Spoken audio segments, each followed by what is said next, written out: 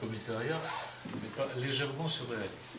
Oui, c'est passé un phénomène très particulier pendant la Seconde Guerre mondiale, c'est-à-dire que des personnes qui étaient déportées ont écrit des poèmes seulement dans ce moment-là de leur vie. Donc j'ai un bouquin qui a été publié en Suisse en 1942, et la plupart des personnes qui sont dans cette anthologie n'ont jamais écrit avant et n'ont jamais écrit après. Bon, il y a quelques poètes connus, mais la plupart, non, ça leur est arrivé à ce moment-là. Et je pense en particulier à un éditeur de poésie qui est très connu, hein, et un imprimeur qui s'appelle Guy Lévis-Mano, un républicain espagnol, qui vivait à Paris. Et lui, il publiait André Breton, il publiait Paul Éluard, René Char très souvent. Et il a écrit un recueil, ça lui est arrivé juste une seule fois, qui s'appelle « On fait nos cœurs barbelés ».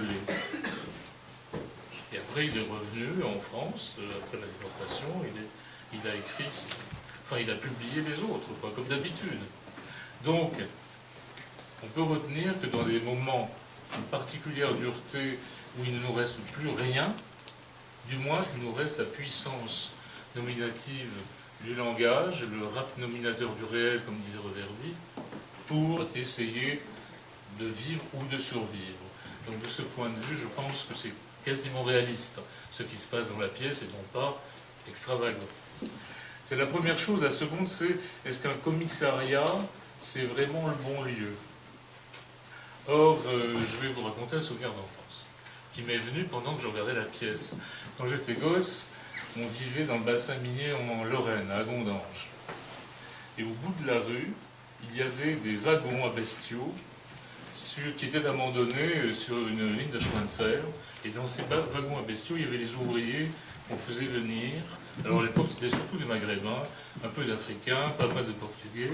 Donc ces gens-là vivaient comme des animaux, littéralement.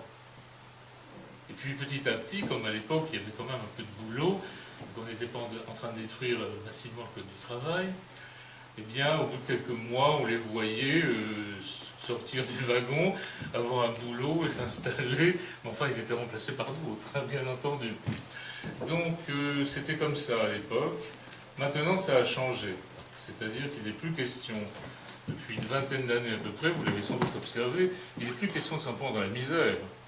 Il n'est plus question de combattre les inégalités sociales. Il est question de combattre l'insécurité. C'est ça le maître mot, et vous verrez bien que l'insécurité, c'est pas celle des banques et des multinationales qui balancent 60 milliards sur des paradis fiscaux tous les ans, qui ne payent pas leurs impôts, non. L'insécurité, ce sont justement les travailleurs immigrés, ce sont les Roms. C'est eux qui sont désignés comme étant coupables de tous les maux. On descend dans une ville et puis on dit on va combattre l'insécurité, pas la misère, pas le chômage. Alors ça change tout, et en effet, de ce point de vue, un commissariat de police, ça peut ressembler au microcosme de la société qu'on veut nous fabriquer, si au lieu de combattre l'injustice sociale, on préfère combattre l'insécurité des classes populaires, en l'occurrence, hein, puisque c'est quand même elles qui sont essentiellement ciblées.